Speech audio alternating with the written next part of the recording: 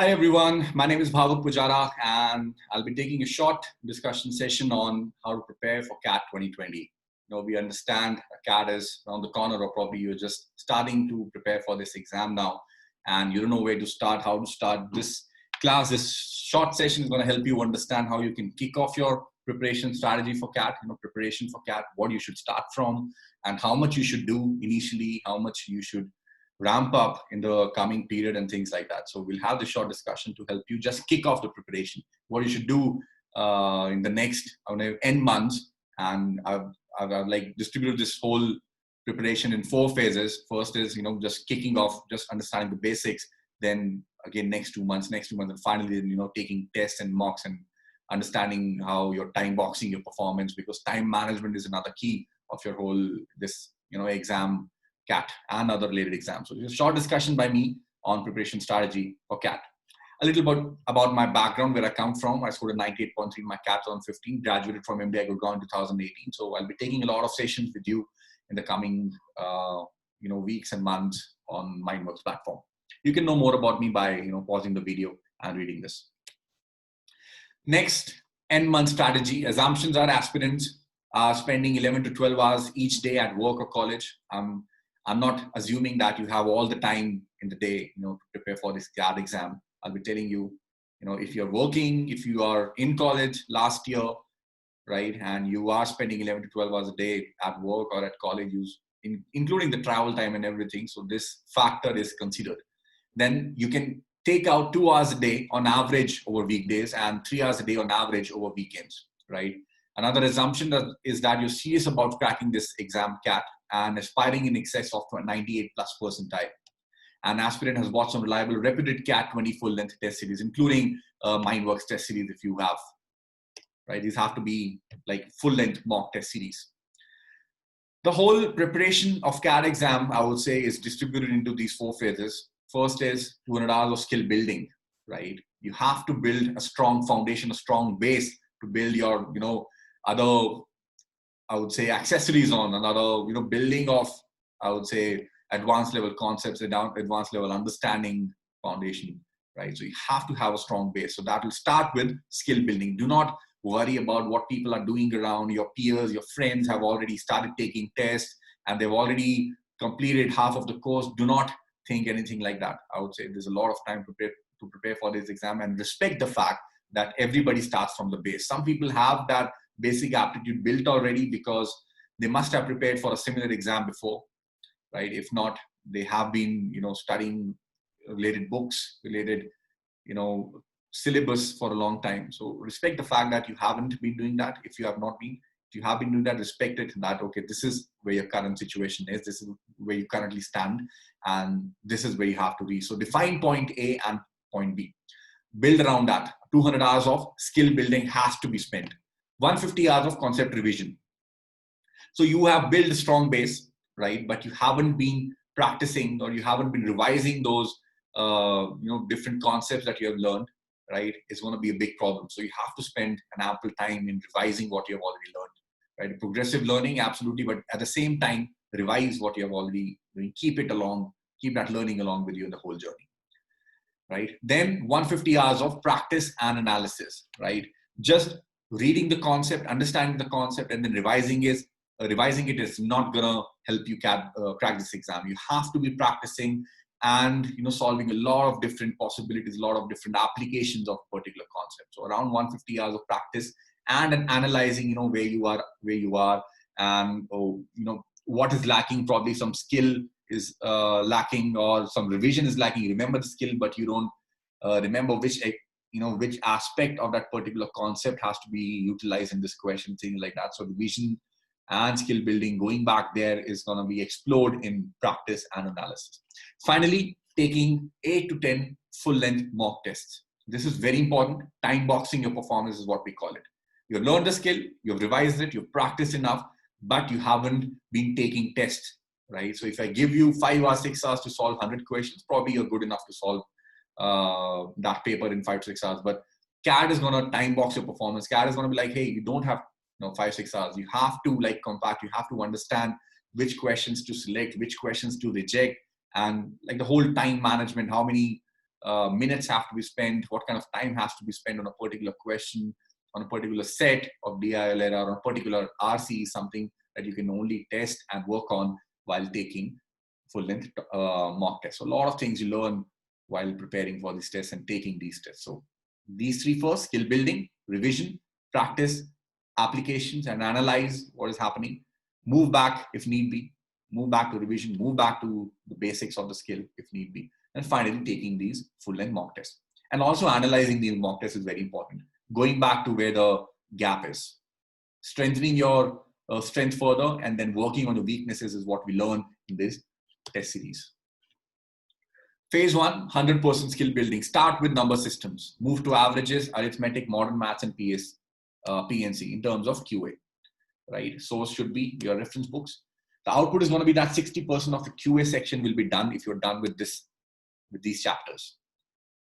Then VARC English, start reading newspapers daily, articles, journals, note the tone, the grammar. If you have time, write down the summary of an article that you're reading in the newspaper, sentence construction, idiom phrases, all these are going to be built. The skill is going to be built subconsciously. Source is going to be Economic Times and The Guardian to start with. Then solve 3 to 4 basic, easy to moderate level RCs daily. Basic as in LOD 0, like 0 level RCs. Right? Start with them for like next 10, 15 days. Move to easy level questions, easy level RCs. Then moderate level RCs for next 2 months at least. Right? Source will be reference books. Again, this is like the whole idea is to build a strong foundation, starting from basic, then easy, then moderate, then finally CAT level.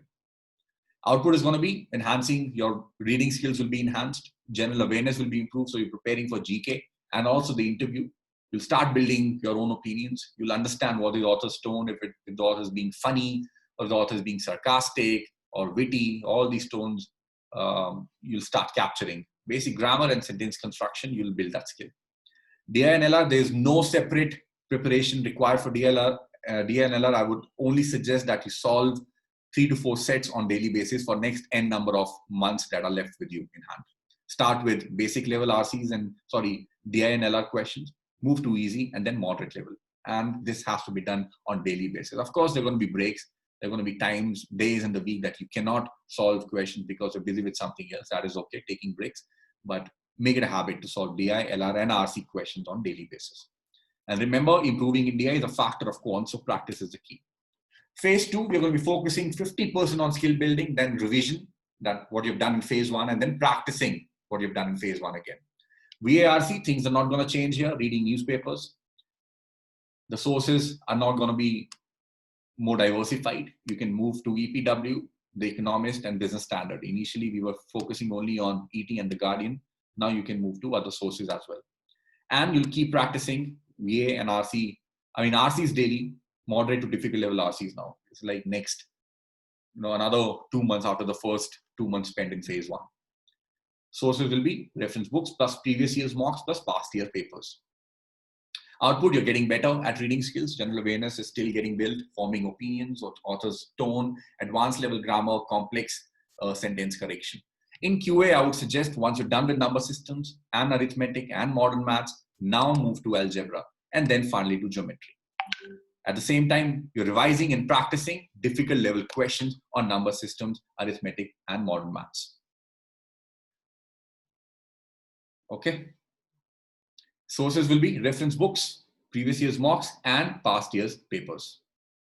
80% of your quant course will be done once you're done with this.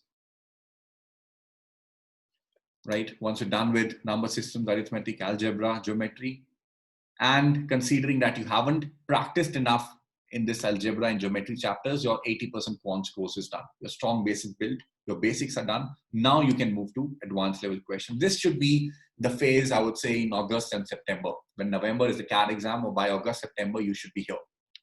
DILR, solve 3 to 4 moderate to difficult level sets on daily basis. Again, as I said, the only key to cracking DILR in CAT is practicing daily.